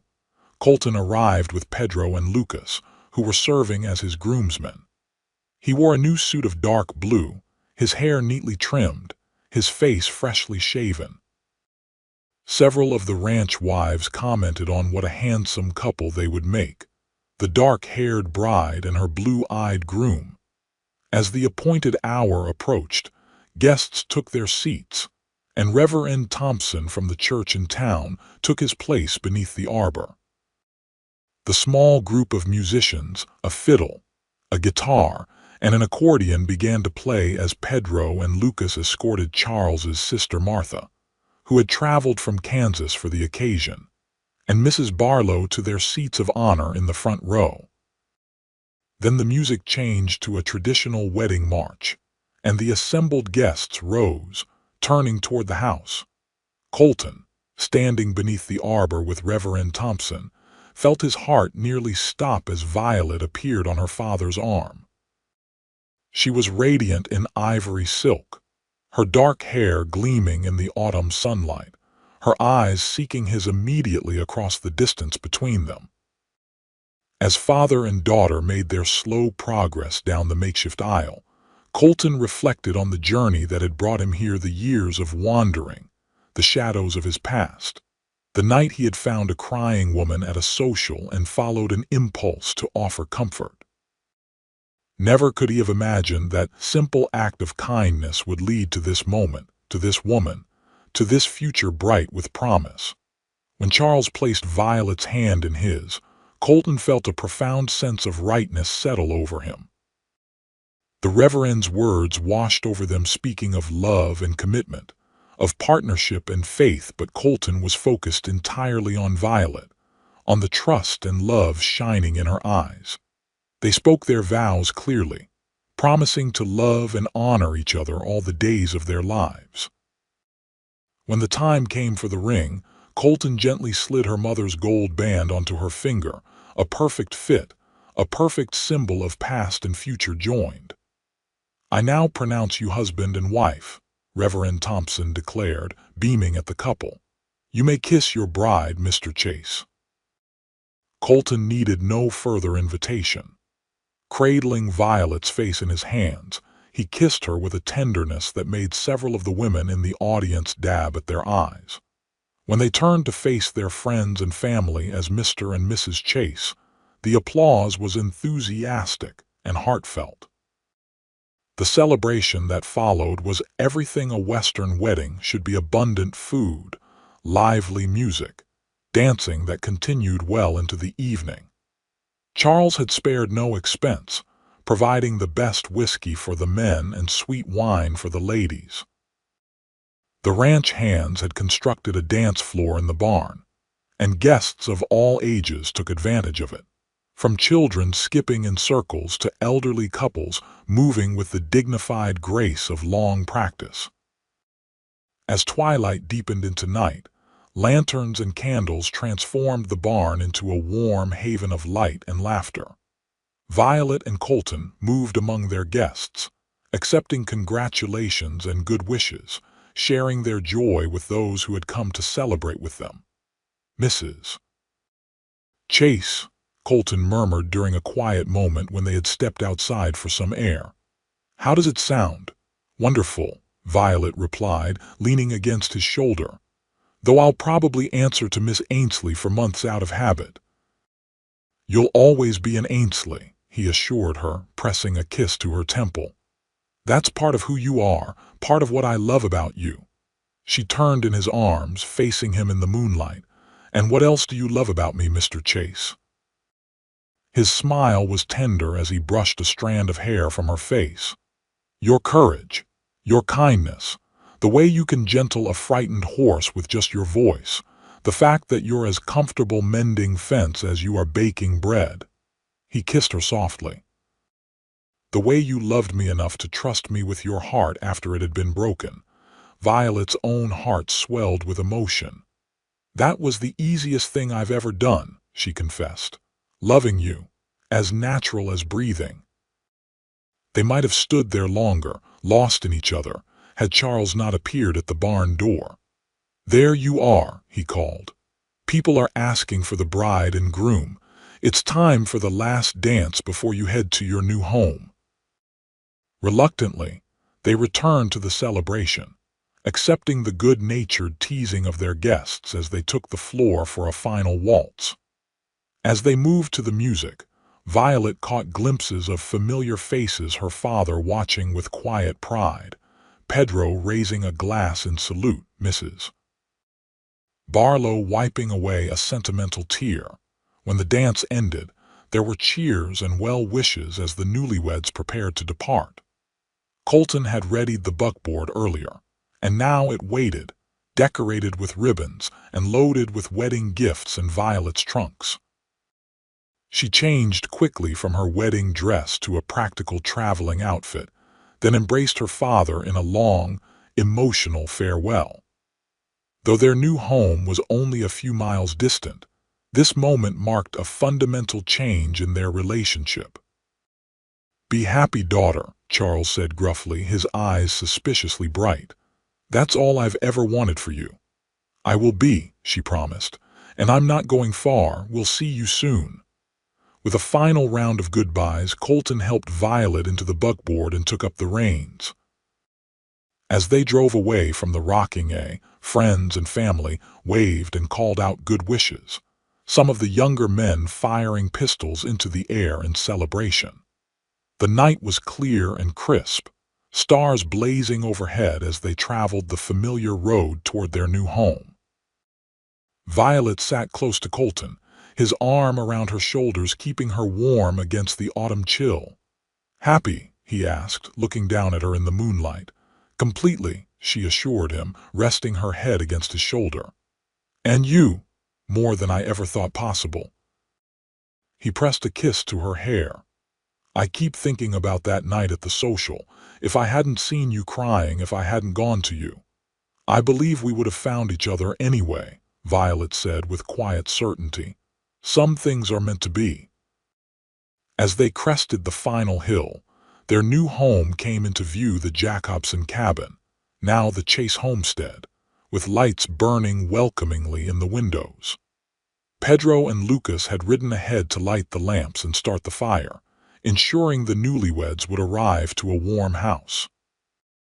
Colton drew the horses to a halt before the cabin door. Before Violet could move, he set the brake and turned to her, taking her hands in his. I love you, Violet Chase, he said simply, his voice deep with emotion. I'll spend the rest of my life trying to be worthy of you.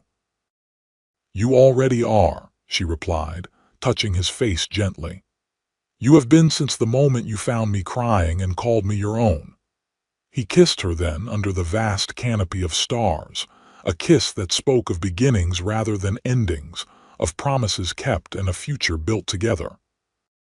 Then, with the tenderness that had first won her heart, Colton lifted Violet into his arms and carried her across the threshold of their home, into the life they would create together in this wild, beautiful land they both loved. Epilogue. 5 years later, the spring roundup at the Chase Ainsley Ranch was in full swing, with cowboys moving across the expanded property gathering cattle for branding and sorting. From her position on the ridgeline, Violet could see the entire operation, the skilled riders cutting specific animals from the herd, the dust rising from hundreds of hooves, the chuck wagon positioned by the creek where the men would break for midday meal. Beside her, 4-year-old Charlotte sat proudly on her own pony, her dark hair in 2 neat braids, her blue eyes so like her father's wide with excitement as she watched the activity below. When can I help with the roundup, Mama? She asked, her small hands confident on the reins of the gentle mare Colton had selected especially for her. When you're a bit older, sweetheart, Violet replied, smiling at her daughter's eagerness. For now, you help by staying safe and learning to ride well.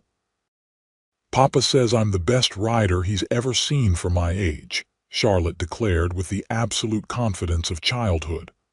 Papa is absolutely right, Violet agreed, adjusting her hat against the bright morning sun. Speaking of Papa, let's go find him. I think he's by the North Corral with Grandfather. They rode down the gentle slope, Charlotte managing her pony with a skill that did indeed belie her young age.